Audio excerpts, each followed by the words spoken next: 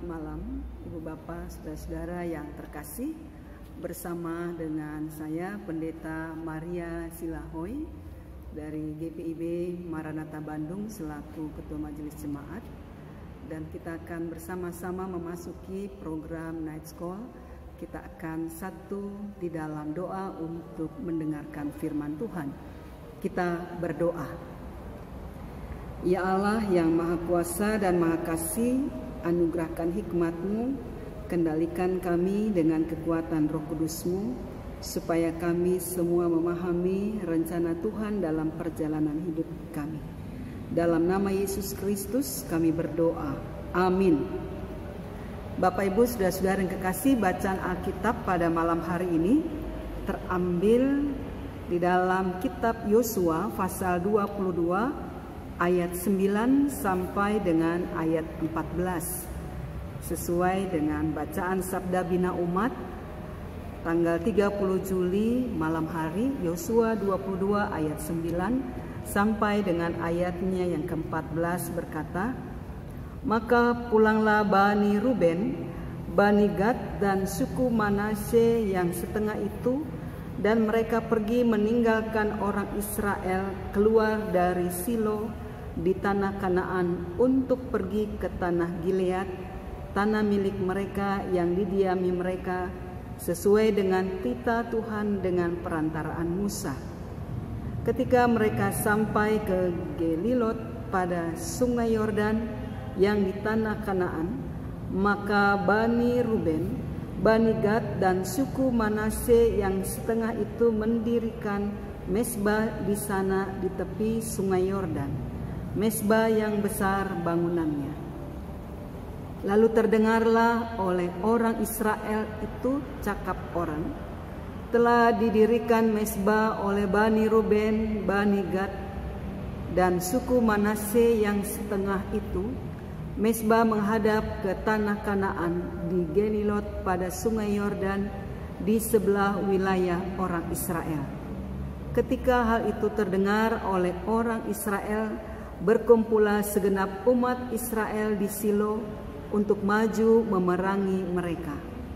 Kemudian orang Israel mengutus kepada Bani Ruben, kepada Bani Gad dan kepada suku Manasye yang setengah itu ke tanah Gilead Imam Pinehas bin Eleazar, dan bersama-sama dengan dia 10 pemimpin, yakni seorang pemimpin kaum keluarga sebagai wakil tiap-tiap suku Israel.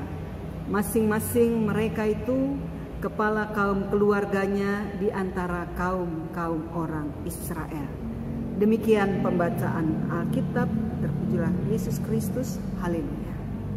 Bapak Ibu, saudara-saudara yang terkasih, membangun relasi dengan Tuhan ternyata tidak mudah. Membangun ketaatan kepada Tuhan selalu ada yang mencibir. Realitas seperti ini dihadapkan bukan hanya kepada kita.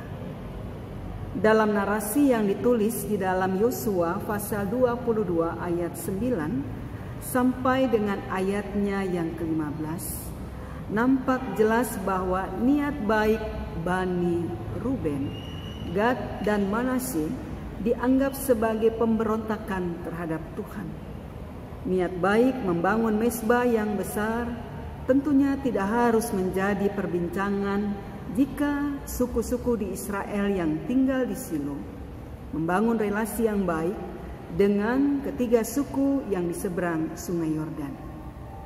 Ibu Bapak, saudara-saudara yang kekasih, dan Imam Pinehas, apa yang diungkapkan dalam bacaan Alkitab pada malam hari ini, sebagai utusan akhirnya mendapat penjelasan detail apa makna pembangunan mezbah yang diguncingkan oleh suku-suku yang ada di Silo.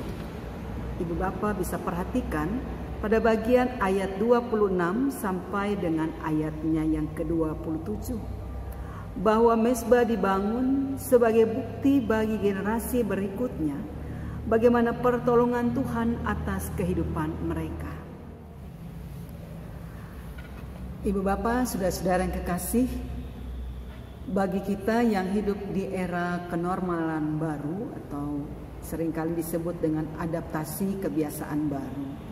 Sebagai dampak daripada COVID-19, pertanyaannya adalah, apakah kita perlu untuk membangun mezbah bagi Tuhan?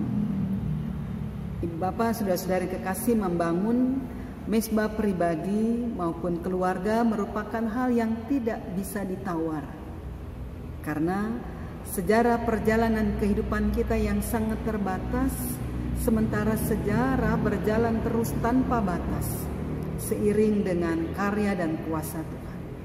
Sejarah akan mencatat terkait dengan ketaatan dan ketulusan kita dalam perjalanan kehidupan hari yang lalu, sekarang, dan hari esok.